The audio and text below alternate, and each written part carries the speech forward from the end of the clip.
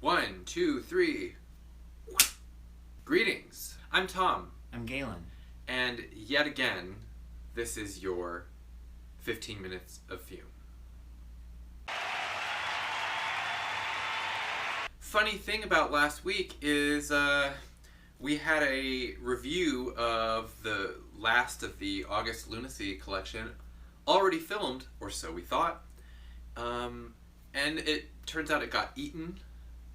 Yes, We don't owe- eaten. It was just, I ran out of room on my phone while we were recording and had no idea until I went to go edit. And then I was like, why is half of the video missing? You don't need to know our troubles. But among your troubles are that you have not received reviews for these perfumes. And it's a wonderful little collection, and it's the kind of collection that ends up like hanging out in the background while people go for some of the more exciting, reliable things. And now our September Lunacy stuff is already out and on the website, and we never got around to reviewing these. So what do you say? Can we make this right? So what we're going to try to do is smell these perfumes and talk about them briefly and then upload a video about it. I have the strangest feeling that we've done this before. Over and over again for months. But this time we're really going to do it correctly. So this collection, it's called Who Can Fight Against Despair? Who? You? Me? I don't know. Am I doing it? I don't feel like I'm really fighting successfully against despair, but maybe the perfumes will help.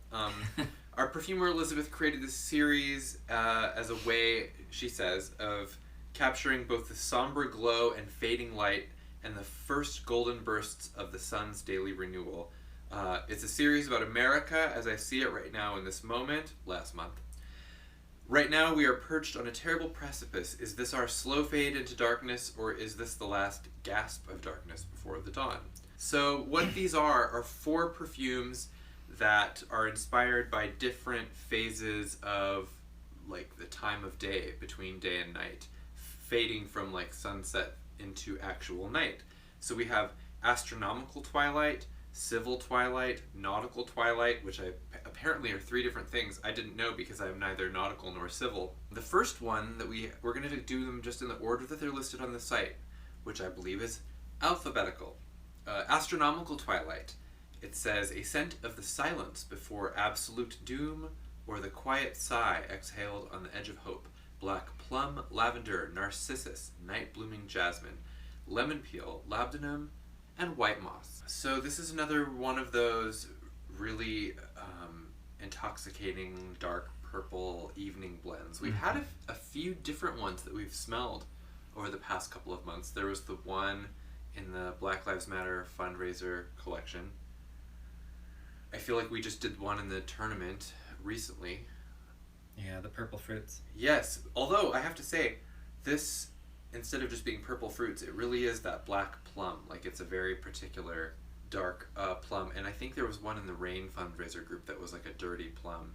This is a true like encroaching darkness, you know, but there's enough comfort in it, in the lavender, for example, on the plum, to really, I think, smooth out, you know, any sense of dread. And honestly, the moss and the lemon peel kind of give it that like twinkling, like there's kind of like a bright like twinkle to it, which I think is really special. It's really like, I can feel like the drop cloth being pulled over my bird cage when I smell this, which I think is might sound strange, but I think a lot of perfume lovers will know exactly what I'm talking about. Maybe I just haven't felt relaxed in so long that I forget what that feels like. Okay, so now we have Civil Twilight, which it says, a thin sliver of radiant gold, wild honeysuckle, a burst of peach, dark amber, and lemon blossom. I don't know what a lemon blossom smells like, really. Probably lemony? Like an orange blossom, but lemonier. That burst of peach, though, is real. It's like flavor crystals in my nose. The honeysuckle is kind of like, is in the bottle, the peach is dominant, and the honeysuckle is in a supporting role. And that amber is just very smoothly introducing all of the notes to each other. How do you do? How do you do? This is honeysuckle. This is a burst of peach. Ah, my eye, you know. If you were going to paint a sunset in scent notes, this is absolutely it. You know, especially something about the way that the peach goes like kind of like red around the edges, you know, like an actual peach. So it's, you know, it's very much like dark and light at the same time. Certainly compared to the other one, this is a much kind of a earlier in the, or like an earlier sunset. Now we have Nautical Twilight, a fiery deepening gloom, or the last dregs of shadow before dawn. Black pomegranate, black lilac, indigo blossom, amber, orange peel, bergamot, velvet myrrh, and eucalyptus blossom. Whoa. I actually completely forgot about this one. This one's kind of scary. Yeah. I mean that in a good way, Yeah. but it's just kind of like, oh.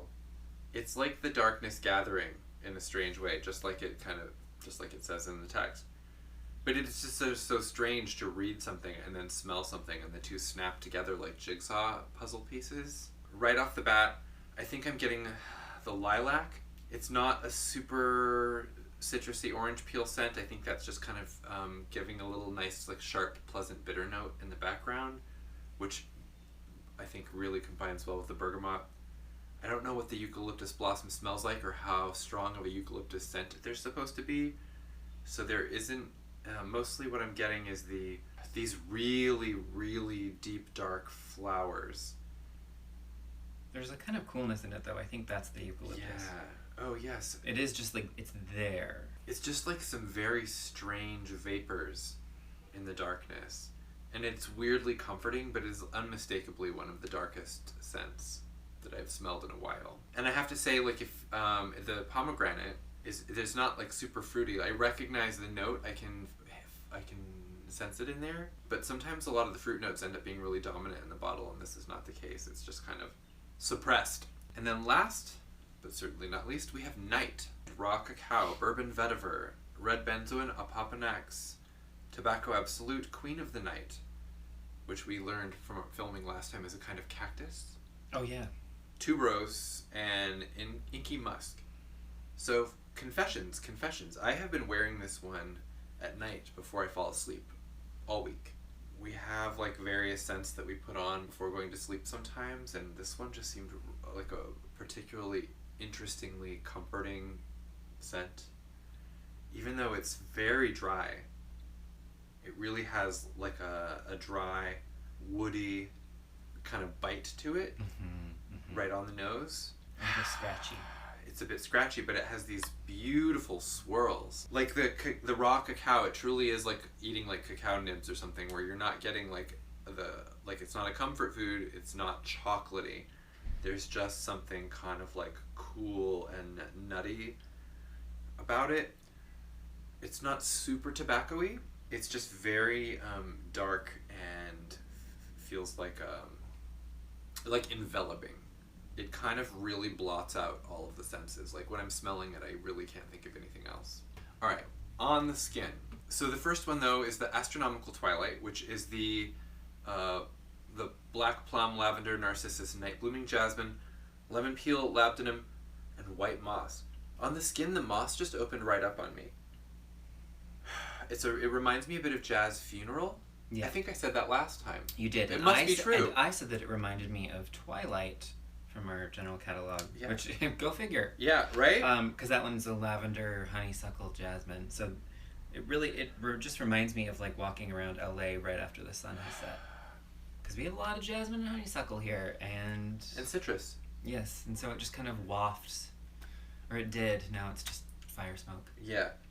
This is really kept, it actually, something about, I think, the lemon peel and moss really holds it in a bright place. It's like this beautiful suspended state of twilight where it's only going to get so dark, basically forever. Oh, wow. It really, permanent, like, magic hour. That's what I'm getting. This smells like a Terrence Malick movie. Right. There's like this kind of like beautiful dark heaviness because of the plum and lavender and night blooming and but it kind of can only creep in so much because there's just this like uplifted sense of clarity and brightness from these other notes. So that's very special. Mm-hmm. So Civil Twilight is our burst of peach. Wah, wah! Here's peach in your eye. Yeah. Thin sliver of radiant gold I think is so funny for something with a burst of peach because there is nothing thin about it. It's very full-bodied, and there is like a gentleness to it because of the honeysuckle and this like the dark amber and the lemon blossom, which are all like nice, delicate, soft notes. But this peach is a diva. It's a diva peach. Mm-hmm. But she's wonderfully supported by a cast of radiant voices who are just like not even jealous. They're not in competition. They're all working together. I feel like I'm telling a whole story now. And there's really nothing really seriously dark about it. It's just kind of like, it's got golden. a kind of a very golden. Maybe like a ruddy quality to it. And the dark amber is still just, you know, like the amber is still a warm, agreeable experience. This is the one out of the four that really feels like it could be more of a dawn than twilight. Mm-hmm. Or interchangeable in that wonderful way where you have no idea actually what time it is. Now we have our Nautical Twilight, which is our pomegranate, black lilac, indigo blossom, amber, orange peel, bergamot, velvet myrrh, and eucalyptus blossom. This is like where it's like just dark enough where you actually have to walk kind of slowly to make sure that you don't like step in a pothole and then roll down a hill. Yeah, and you're like, what is that in the distance? Shadowy. Is that like a shrub or a werewolf? Yeah, right. It was only a werewolf that one time. This is like a really heavy, dark, floral. Heavy and dark, yeah. Yeah. There's nothing nautical about it. Like, it has no sort of like marine notes that you might, if you're looking for like a thematic tie-in with the name. It's purely just descriptive of a time of day. Mm-hmm. And I'm not getting a strong orange peel on the skin. No. So if you're chasing it because of the citrus, I would stop right there. I would go chase other waterfalls. That velvet myrrh, velvety is like a great way to describe it. It's super velvety and kind soft. Of encompasses everything. Everything is like attached to the myrrh. Helium balloons trying to raise her off the ground, and she is not going. And she is telling you she's not going. And that pomegranate is even then like just kind of there as a kind of a gasp. There's not really that bright, sweet pomegranate that we've seen in other bee pal blends. Mm-hmm. And I can actually, it's funny because I can smell the fumes from night creeping up my arm, so I suspect the throw for it is actually quite strong. But this is the raw cacao, bourbon vetiver, red benzoin, a Papanax tobacco absolute, queen of the night, tuberose, and inky musk. I can almost not even talk because it's so overwhelming. Like, it actually seems to force silence. It's just like, night! Shh. Dry as a bone. Like, there's like the briefest hint of sweetness here just to like clue you into like the sweetness that you're not getting, you know? It but teases with a hint of sweetness, and then you get in there and then it's like all up in your head. It is so dark. Okay, so I'm not picking out the tobacco. I don't know exactly what Queen of the Night smells like, but if it's a cactus, then I'm imagining this kind of interesting, dark, sort of vegetal smell that is kind of like heavy with moisture, which is definitely somewhere in there. And it's not super musky. The bourbon vetiver, like the vetiver is what's giving it the scratch, you know? Yeah, totally. But all of the other smooth. things smooth it out. And the really cacao just kind of gives it like this familiar kind of like comforting envelope. Mm-hmm. And a kind of a coolness. Mm-hmm. I've never smelled anything like this before. No. I don't think that you have either. I wish I could just like take it out of my brain and like slap it on the screen so you could just like scratch it and sniff. But we're like probably 3 years from that technology, so we'll revisit this another time. So out of the four, your standouts are? Night and Astronomical Twilight. Interesting. This peach is something that I want to carry into the world and make people deal with, you know, when they smell me. Like, Well, sorry. Then you should wear that to the store later. Sorry, but you have to smell this peach, and also you're welcome.